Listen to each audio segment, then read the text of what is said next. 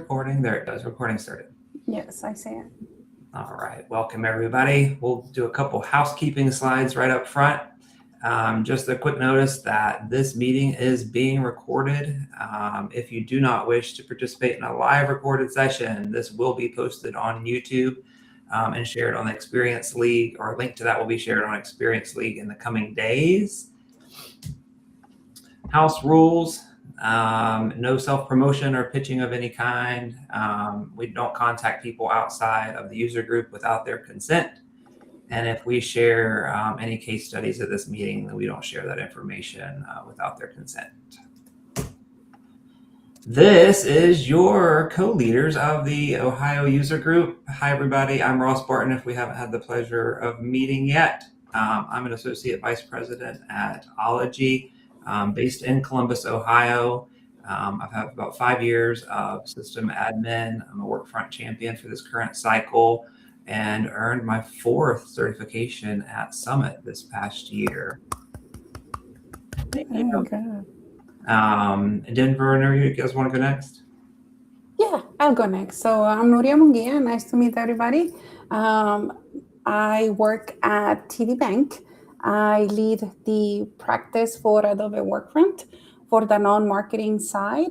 I've been working on in Workfront for 9 years. Also Workfront Champion and certified twice at Summit. So Denver, your turn. Hey, I work at CrowdStrike. I'm a marketing operations specialist, so I manage various tools at CrowdStrike. But like many of us, been working with Workfront for a while now. I just fixed the X on the slide, sorry. Live edits. But been here working with Workfront since the AdTask days and beyond, it feels like. But always happy to talk about Workfront or other systems around marketing, Zoom, Salesforce, etc. But no, excited to be here. We did a little something different this time on registration. So all of you filled out a little survey. I was wanting to kind of see where everybody was coming from. So right, you can see we're kind of spread out quite a bit. A lot of folks, obviously in Ohio, but even in the surrounding areas. So always interesting to see where people come from. So thank you guys for being here. Just taking a look at who's here today in terms of our roles. The majority of us are system administrators. Some of us are Fusion developers. Celia, I hope you counted yourself in that mix.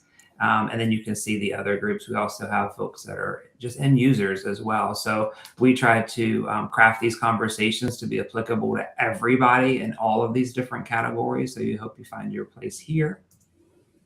And then welcome to new members. So the Ohio WUG, or the Workfront User Group, now has, as of Friday, 59 members. And since our last in-person meeting that we had in March, we've had several new people join. So if you're here, please come off mute, come off video if you feel comfortable doing so, and introduce yourself. Just some little thought starters there. We always love food, so feel free to talk about your favorite food if you want. So if you see your name on this list, please feel free to, or if this is your first time here, please introduce yourself.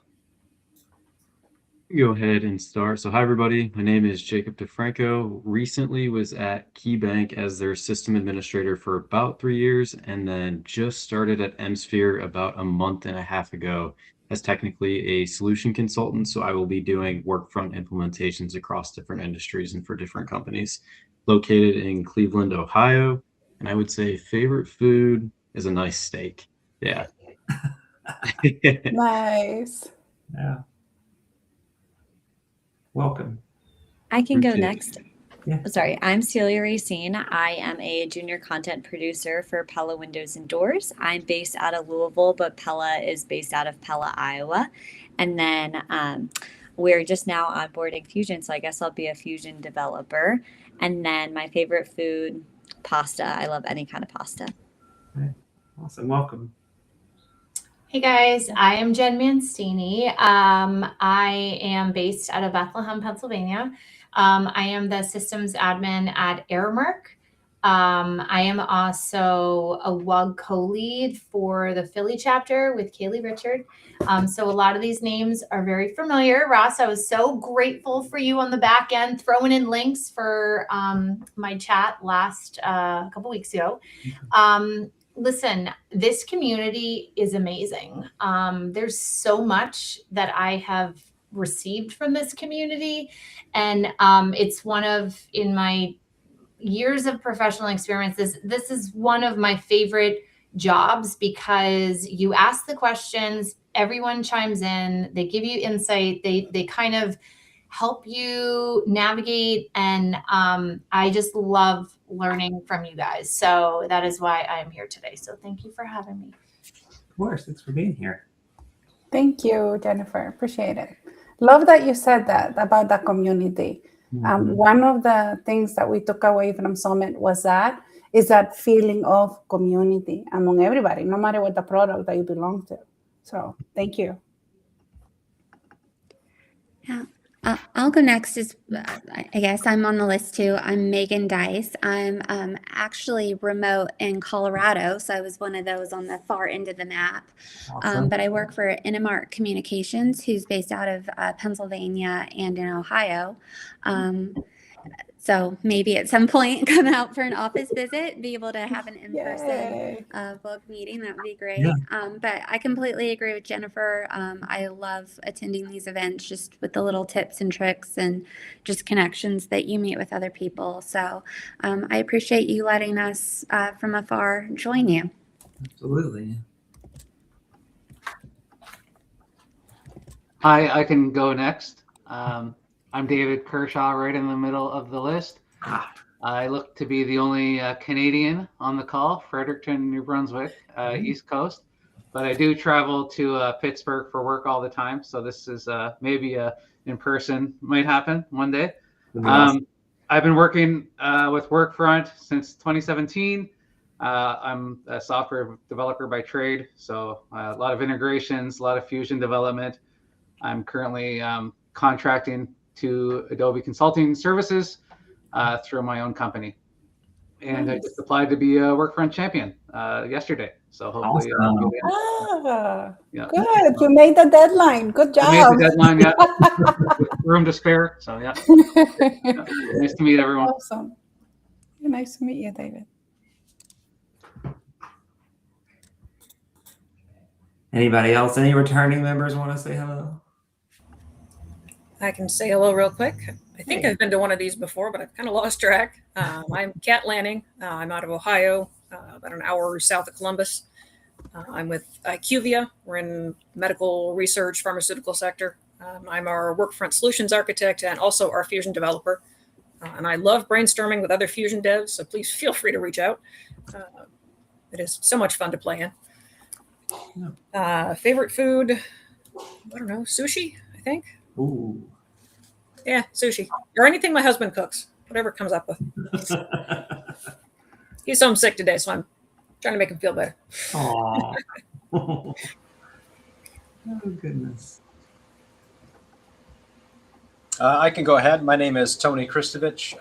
I work at Cleveland Clinic up here in Cleveland, Ohio. And my Workfront role is a team lead and a group administrator. And I would think my favorite food would be Reese's Peanut Butter Cups. Oh, there you go.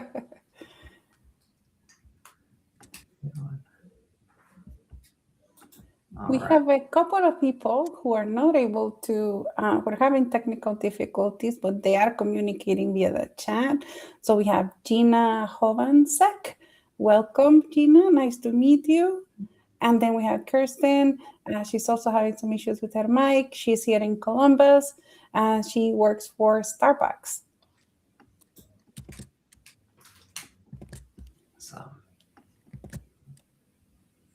Well, a couple of highlights since we last met.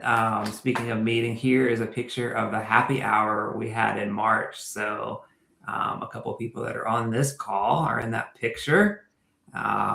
We had a really good time, even though, I mean, it was March in Ohio, so the weather was kind of hit or miss, but People came out. A couple of you drove pretty long distances to get to Columbus. So thank you for doing that. It was great to see and meet you guys face to face and have some really good conversations around the table. I think will kind of set the stage for how we're thinking about this group in terms of the community and how we can build that and foster those relationships here in Ohio and beyond. So we're going to talk a little bit about that today.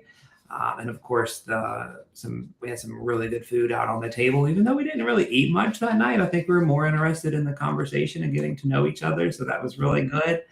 And we're going to start planning our next get together, and we'll talk about that here in a little bit. So thank you guys for those who were able to come. Then we had Summit. Was it just two of us? Who on this call was at Summit besides Nurian and myself? Is anybody else able to make it this year? This was Nuria's first Summit. This was my second Summit. I went 3 years ago. And she was also a speaker. So we had a speaker from our Ohio chapter there. Do you want to talk about that a little bit? Oh, yes. The customer success team, they have, I guess they have the opportunity to submit use cases to their leadership. And what happened was my CSM submitted one of my use cases, and it was picked as the winner out of the 5 finalists. And what came with that as a reward was to have a speaking opportunity at Summit. So that happened. It was amazing. I was able to talk about basically compliance, operational excellence, how you can use Workfront from the non-marketing side, basically from the business process management angle, and scale it, right? In my case, Workfront was not a function that ever existed. I created it. I created the COE, I created the functionality, the governance, everything, the standardization of the processes, how we onboard processes into the system, etc. But the use case that was submitted, it's my biggest process. We really, what we do is we manage procedure management at scale. And it was the most amazing experience. It was my first time speaking. I knew how huge, right, Adobe was with all its products, but walking into Summit, it's like you can't really prepare as much as people can tell you. I mean, it's just amazing, the feeling, the people, the connections.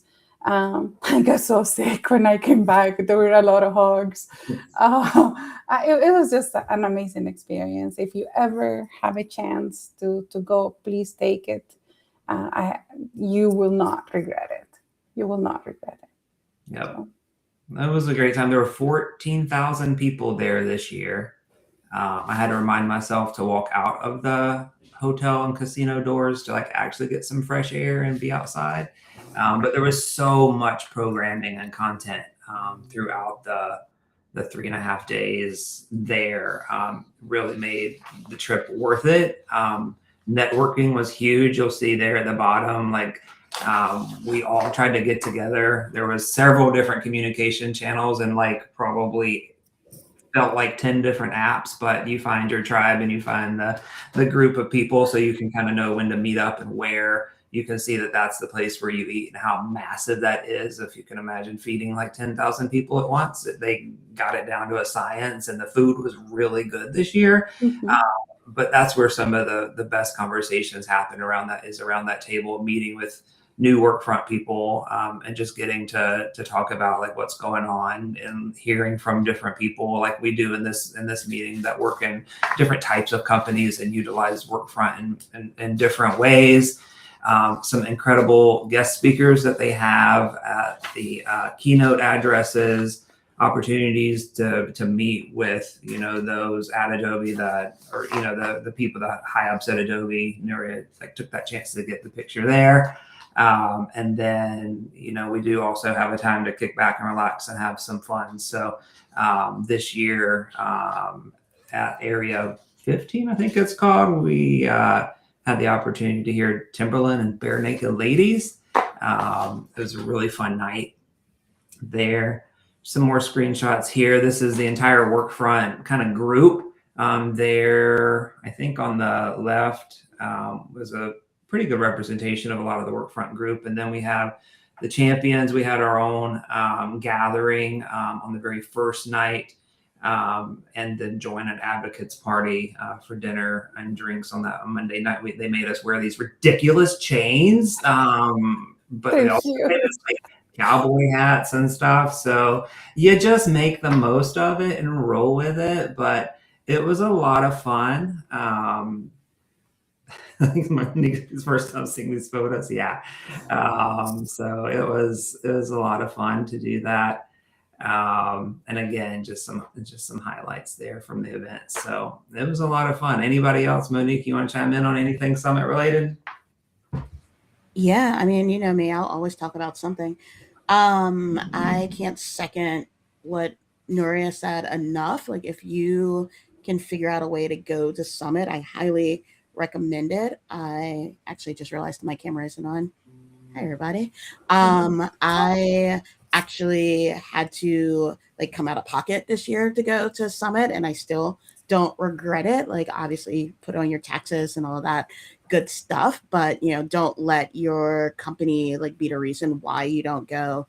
Next year it's going to be in March. So you have a little over 7 months to just plan and try to get there. But the information that you get, the people that you meet, the networking and the energy is just unbeatable. I was trying to explain it to somebody, and the best way I can say it is you're in a place where everybody who's there cares, which is not always a situation, especially in a work environment. So everyone there, they might not all get it. We might not be trying to do the same thing, but a lot of times we are. But everyone there cares and wants to be there and wants to learn and wants to not only make things better for themselves, but for their companies and just for the products. And that energy is incredible.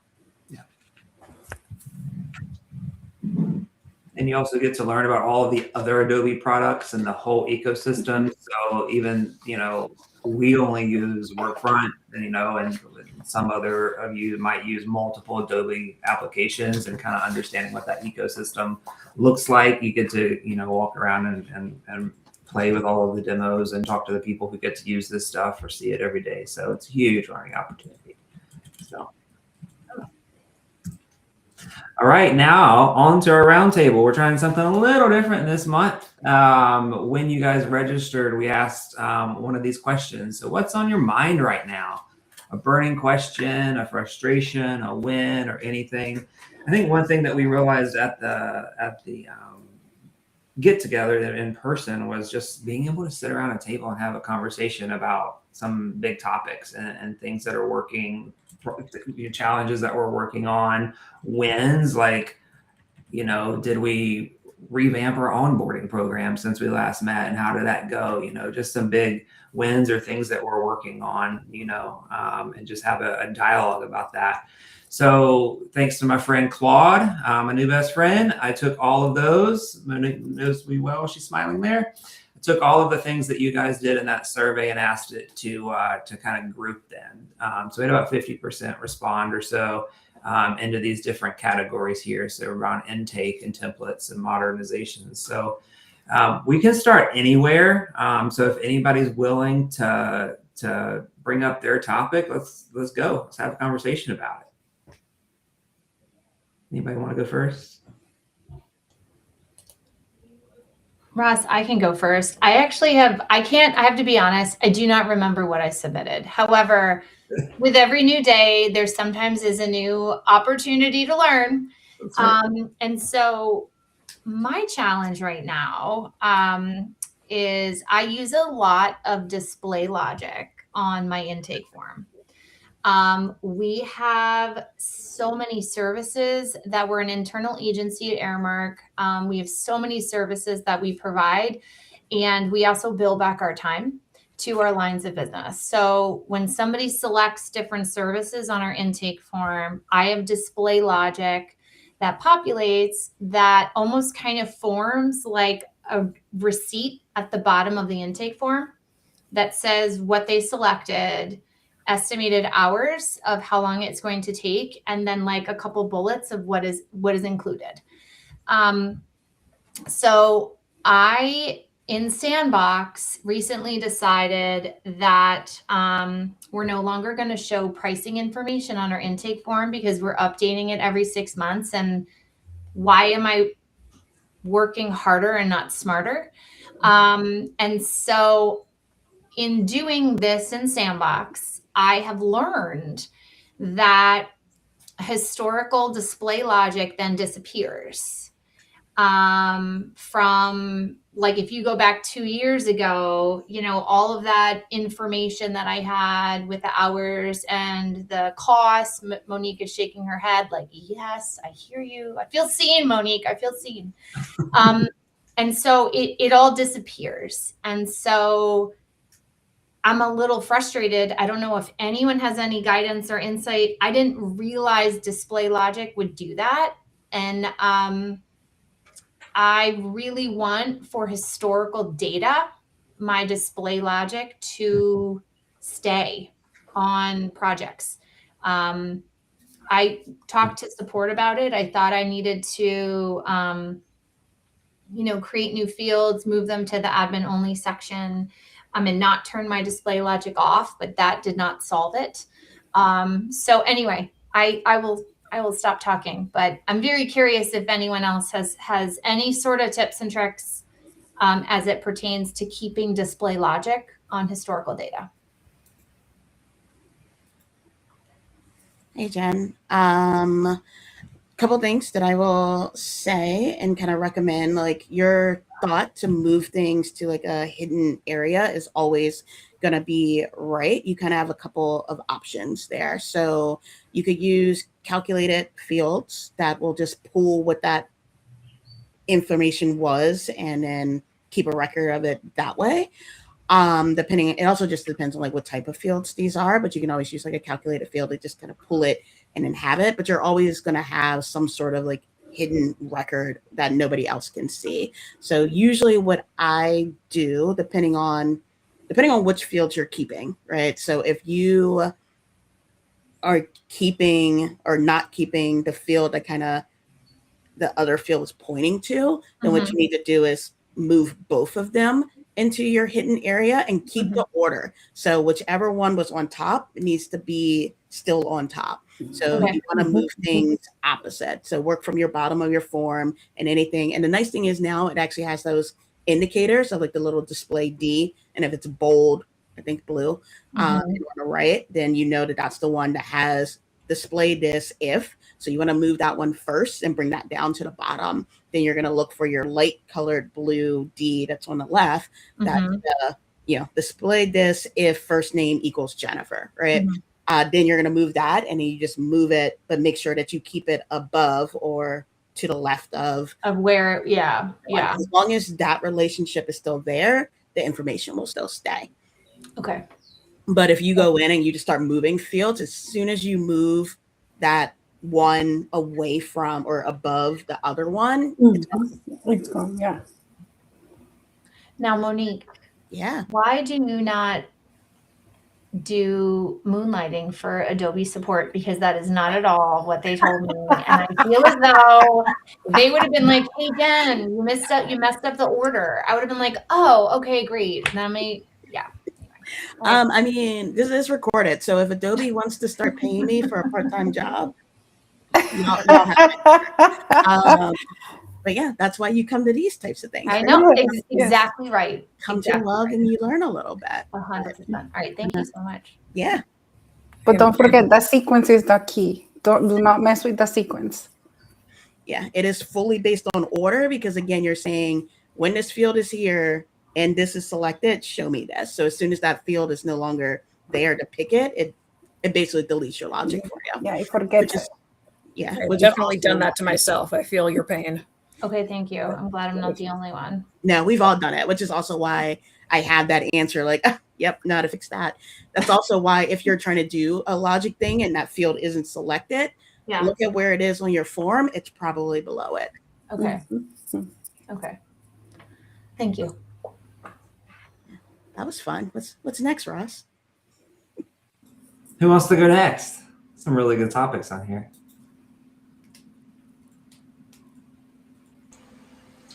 This is Tony. Hey, Tony. My question was about connecting Workfront with My Service Now. We do not have an instance of Fusion, and we're hearing that they want to have some people answer some questions in a My Service Now form, and then if the answers come back in a certain way, then the person would be instructed to submit a Workfront request to us to have us work on their particular project. And I was not understanding if that was something that was even possible. Like, is there some way that, Workfront can reach out and bring in data if you're not using Fusion? So I'll take this one, and I'll explain to you that my setup related to ServiceNow, and I'll go over some advice or some recommendations. So what we do for any new user setups, those are submitted through ServiceNow. I have a group set up in ServiceNow so that when those requests are submitted for that type of user request for Workfront, they go assigned to my group. Once that happens, I get a notification in my inbox.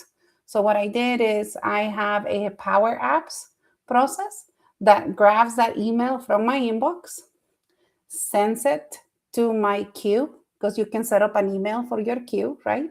So sends it to that email for that queue.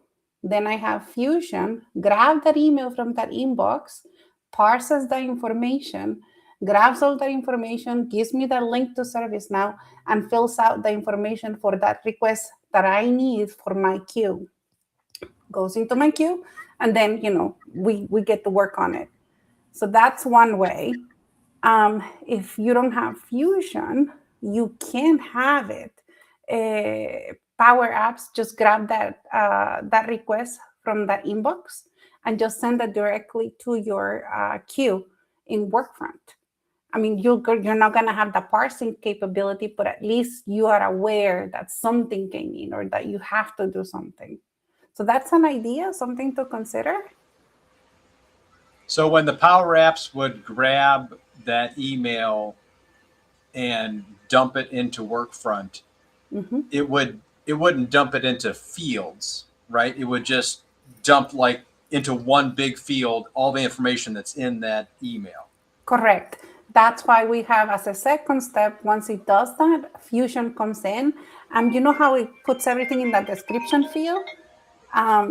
It goes into that description field and it parses the information, and then it fills out the fields that I have in my queue, like my Workfront support queue, to address that request.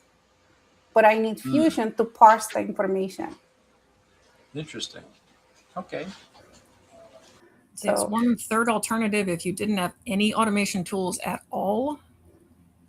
When you set up a queue, and I don't know if this is going to be deprecated at some point, but if you go to the queue details page at the very bottom, there is that option for creating a unique email for the queue. Mm-hmm.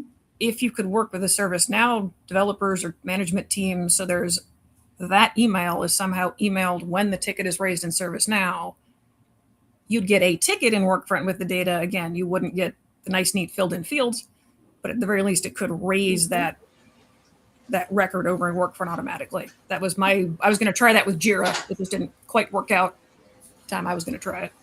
No, that's a great idea. You can make that email as part of your group, or if you're assigned to a group in ServiceNow and you get that email in the queue directly. You wouldn't have it parsed, but that's another idea without even having to do a Power Automate process. Okay, thanks. Thank you, Catherine. That was good.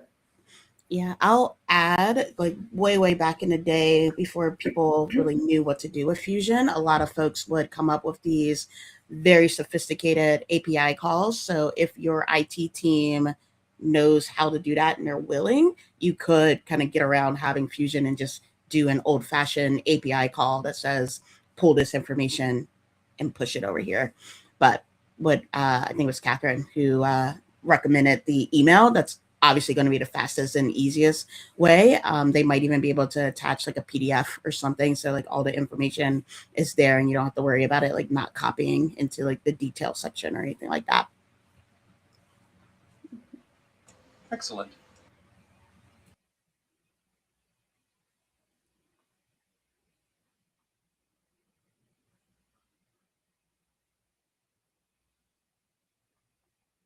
Okay, who's next?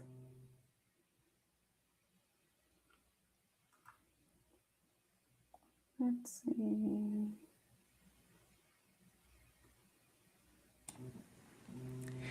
I can go. My question is that very long one in the yellow about templates and reporting. We use Workfront in multiple ways at my company, which I'm sure most companies do. One of them being there's a Fusion automation that will that speaks to our accounting system, and Workfront is primarily just used to create a job number through that accounting system. And my difficulty is that people are creating this job number using the Fusion automation and then just abandoning their projects. They're not closing them out timely. They're not using the templated tasks, which right now are very simple. It's basically just a couple of milestone status updates.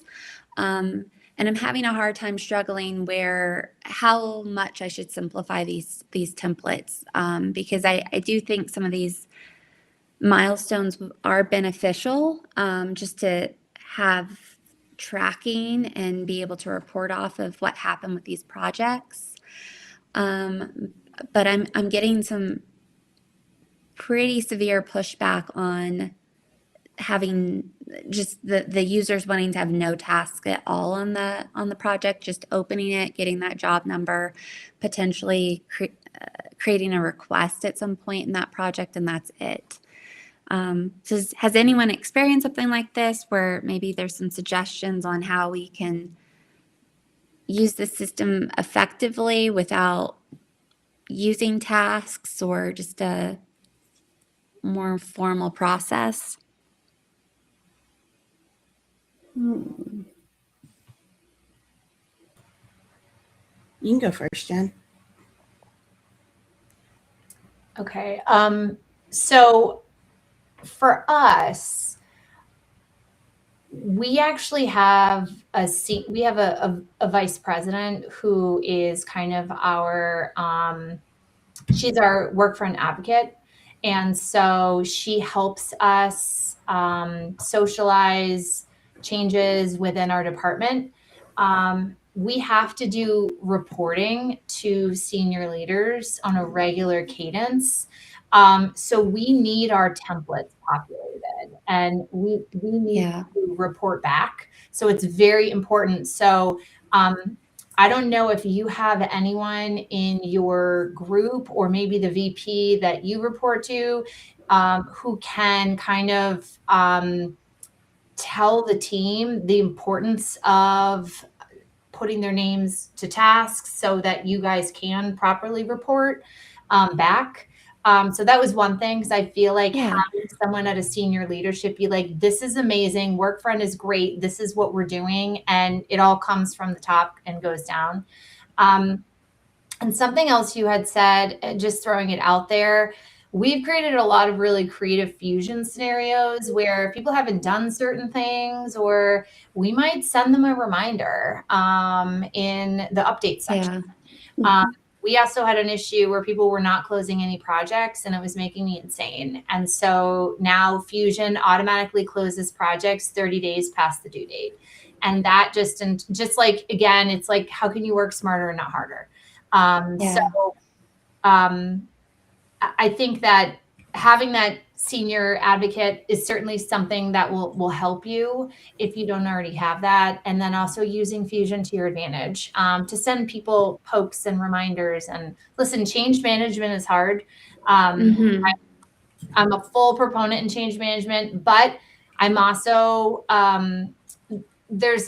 if you can talk about the benefits of what you're trying to do and then kind of have like Workfront ambassadors or champions, maybe do like a little pilot program, and test some of the things that you're trying to do. I've noticed that has dramatically helped my internal PR campaign with change management within my department, when I kind of have that group of power users test things first, give feedback. So anyway, sorry, Monique. I'm just very passionate about it. So no, That's awesome.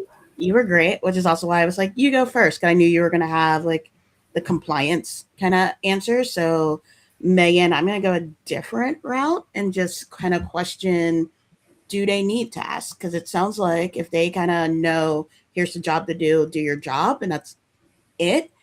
Would it be possible for this team to solely work on requests, right? And you don't even convert that request into a project, which if it is, go ahead.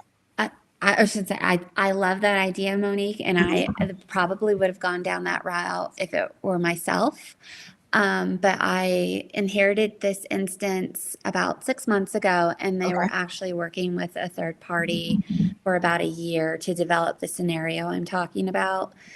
It probably should have just been a request to start, but because they went down this route where now these projects are getting created, there's expectations to get data from these projects because we're able to pull them from others that are being used more broadly with more templates. So I think we're just too far in with this scenario. The money paid, they were using Merge prior to me starting, and so maybe long term we can go that route, but for right now I'm trying to figure out the best way to use the process that we have and still again meet those expectations with the reporting. So I like what Jennifer said too, of just I have some advocates, it's slow going. They had a terrible rollout before I started, and it's just, paying the price of some of that. Just a lot going on. But yeah, we're making baby steps. It's just, I wasn't sure if there were any thoughts on, I like the auto close idea. Maybe that's a way to kind of get around this, because I'm spending a lot of time being big brothering things right now. And I think it's having the opposite effect of what I want. And for some people, like I don't want them to see me as an annoyance. I'm here to help. But because the only time that they really hear from me, because that's just how they're reciprocating. It's only when I'm telling them, hey, your stuff's past due or you're not closing this out. So maybe just starting to do some of that manually would be helpful. Have you thought of creating like dashboards, like customized dashboards for them? Like this is your Workfront world. Yes, they have some of that. I just don't think it's really being utilized. I think what Jennifer said of like getting some executive buy-in is really what we need. And it's there, they're just not pushing it. Like they'll talk to me, oh, we should fix that. And then, it's a month before we even get agreement to get a meeting on a calendar to talk about it, or, so it's really just having one-on-one conversations right now is where I'm making the most headway, which I'll do that. It's just going to be really slow going.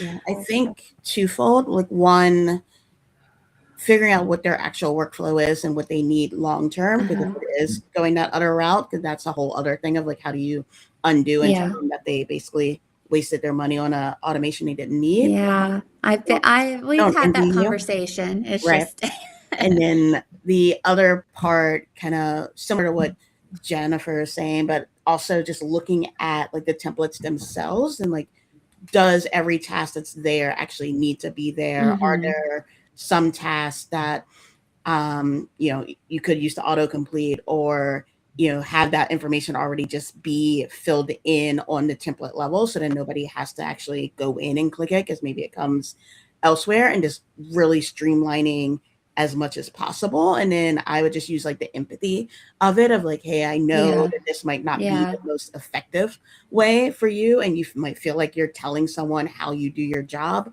And then that's when you fill in the blank of like, because of that, we now have these reports that do yada, yada, yada. And can you fill in the blank? Yeah. No, I think I'm trying a lot of that. Not to say I can't keep trying or do better, but I appreciate the feedback. If nothing else, it's making me feel like, okay, you're doing what you need to. just keep moving. No, of course. You'll get those people that buy in. It'll grow.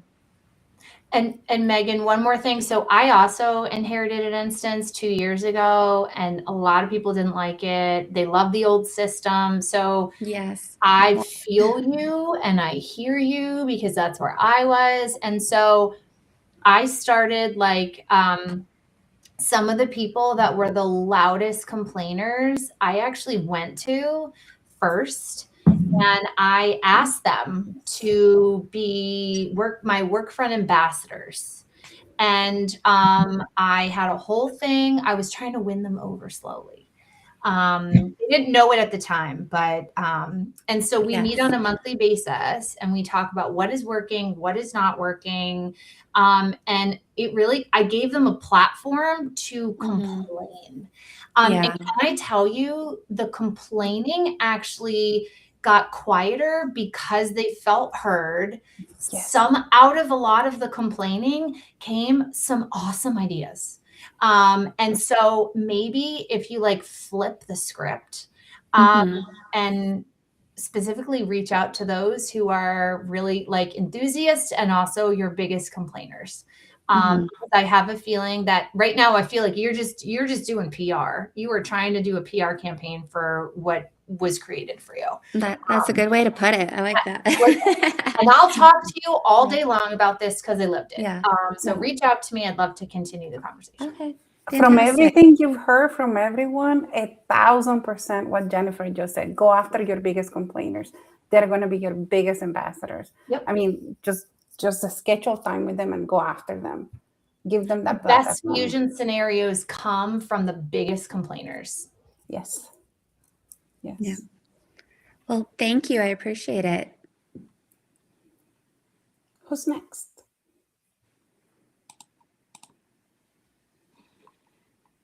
I can go next. Hi, this is Christina.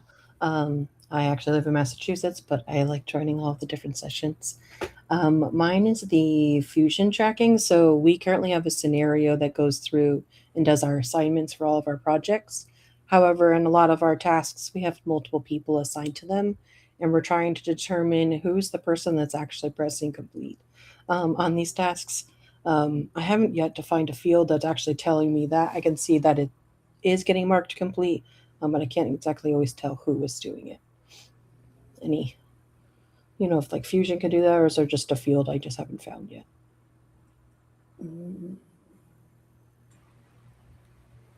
Yeah, you could set up a updates field or updates. What is that thing called? Updates feed and just make sure that you have turned on.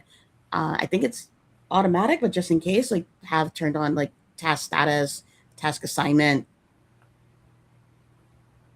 Oh, you mean in the update feeds? Yeah. Like under setup, just make sure those are on, because then from there you could do a journal entry report and then pull that information and see, like if it's just like a one time, you just want to see like who did it and whatnot, and you're not really like running any reports on it. That's the route that'll probably be the easiest, and then everyone can see it because it's just in the system updates. I want to say that it's already there, but it's also been a bit before I've actually like just looked at what's going on a task with assignments and who changed the statuses. All right, thanks. Yeah, I'm mostly just trying to diagnose a problem, not necessarily that we'll have to put like real reporting in on it. Yeah. We have a lot of people completing other people's tasks, which Just also a different. Yeah, that's where I would start. If that doesn't give you the info, then calculated custom fields on a task form would be like the next place to go, because then you should be able to pull, last update.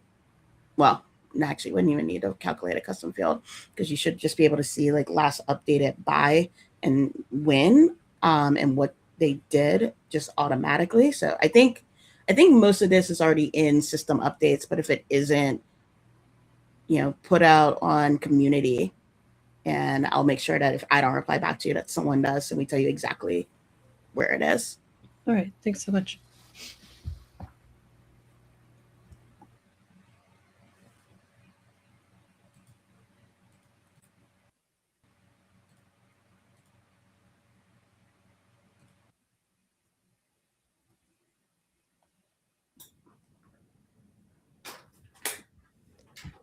I'm curious if anyone has started using the new like AI collaborator that they pushed in Workfront.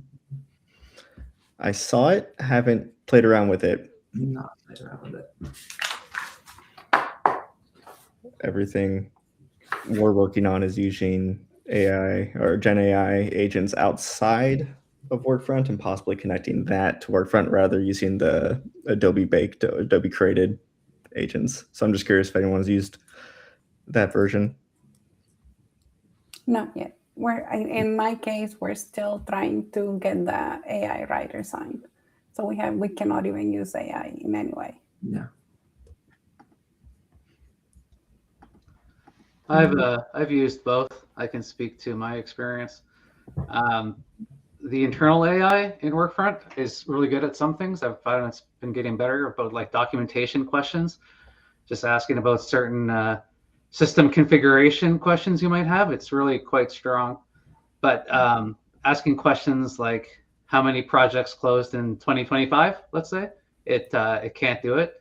So I've had some customers actually do that, what you talked about, kind of connecting from outside with external agents to the Workfront API, asking those kind of natural language questions, and it's quite strong that way. So we'll see where it ends up, but that's been the last month at least. Cool. No, good to know.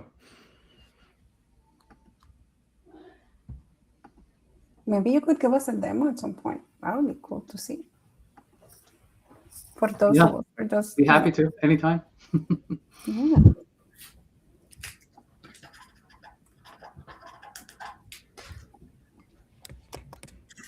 All right. Does anybody have anything else? We have a few more slides to go. All right. So we're proposing that we make these monthly. We felt like quarterly was a little not nearly as frequent as we'd like, just to build this community. And so we're going to move this to a monthly kind of roundtable format, just like you had today. This is a great conversation for us to bring those real problems and talk about solutions with people who work in this platform day to day. If there are topics that we want to dive deeper into, we're happy to help find the right people with that at Adobe, partners of Adobe, fellow admins, champions, whatever it might be, to bring to our meetings and do presentations if we want to do that as well. We're probably going to start these be all virtual, either Mondays or Wednesdays. So on the post-event survey, you'll have an opportunity to select which one probably works best for you. We're keeping it at the lunch hour, so feel free to eat on camera if you want. I should have brought some food today because I'm kind of hungry. Told you we talk about food a lot. And then when we were talking about doing in-person meetings, we're going to try for 2 a year. We've done our one in the spring, if you want to call early March spring, and then one in the fall. So we're going to aim towards August, early August there. So we'll try to get all of these scheduled within the event system here in the coming weeks, so that way you can start getting those on your calendar. So between now and the next meeting, keep a list of things that you're proud of, accomplishments, questions, those sorts of things. We'll do a very similar survey to help us guide the conversation that we have. And then if you have any suggestions for guests or topics, feel free to reach out. The other thing that we're doing is we know that these meetings are monthly, but the questions aren't. So we've started a private LinkedIn group so we can all communicate. So there is a QR code there on screen. Feel free to snap a picture of that. We'll also probably drop a link in the Experience League follow-up. But again, a good opportunity to share wins, any workarounds, war stories. It's a smaller audience that we're trying to keep local. We also have the Experience League, which feels like you're putting out a question on blast or whatever. But we also want to do this too. So if you're like, if I travel to Cleveland, I can throw a thing on there. Hey, I'm going to be in Cleveland next week. Does anybody want to grab lunch? Or if you're going to be in Columbus, I think there's a couple of us who are talking about getting lunch on June 12th. So I'm going to throw that in there as well. So if you're around, let's just get together and build that community even outside of these meetings and just get some more face time with each other outside of our spring and fall get-togethers. So it is a private LinkedIn group. It is not managed or moderated by Adobe. We have to say that. It's open to anybody that's a member of the Ohio chapter of the Workfront User Group community, and we will cross-reference when we see requests come in. We'll make sure that you guys are a member of that group or of this group to be able to join so we know who it is. Following with announcements here, stay connected with our chapter. If you haven't joined our chapter, please feel free to do so. That's the only way you'll receive the notifications and our reminders about the events that are coming up. If you're interested in being a co-leader for a chapter, there are different groups that are looking to backfill or staff up their team. If your area that you're from is not listed here and you're interested in starting a group, Julie Wilson is the person to speak to there. Here's a list of upcoming events. You can find these in a lot of different places. I do want to flag the one that's coming up on June 18th. It's a mega WUG. So this is all about building your Workfront career. It's going to be a really good session. A mega WUG is where basically all of the Workfront community or the user group community comes together and does one big event. I think these are quarterly. Is that right? I think right? so. Yeah. So we have that, and then just listing the ones here over the summer. These are all linked, and of course you can find all of these on the Experience League or in the user group area as well. Another one that's going to be really important, I think, is this week. Thursday is the roadmap webinar. This is a great opportunity to see what's coming up from a product development side, things that could influence your instance over the next year. Probably a lot of AI conversations will be on that roadmap as well. But it's a great opportunity to hear from Adobe what's coming up. Just a reminder, if you are interested in the Champion program, that deadline is this Friday, the 5th. Can't speak enough about what the past year, I mean, there's a few champions here, but just for me personally, being able to connect and have some direct lines to product and being in this basically this big network has been an amazing opportunity for me. I feel like I've grown quite a bit through that. So just want to call that out for everybody. Anybody who's interested, feel free to apply. And then Workfront Perspectives, another great resource for all of us that has a lot of good content. And then just want to call out the Workfront Job Board. If you are looking for people, if you are looking for a new job, it's a really good place to start. So just want to flag that for everybody as well. And that's all we had today. So thank you guys for joining. We had a great turnout. I think we had 18 today. So thank you, and we'll get the July invite out this week at some point. All right. Thank you, everybody. Thank you so much, All right. guys. Thanks, guys. Thank you, people. Bye. Thank you for coming. Bye.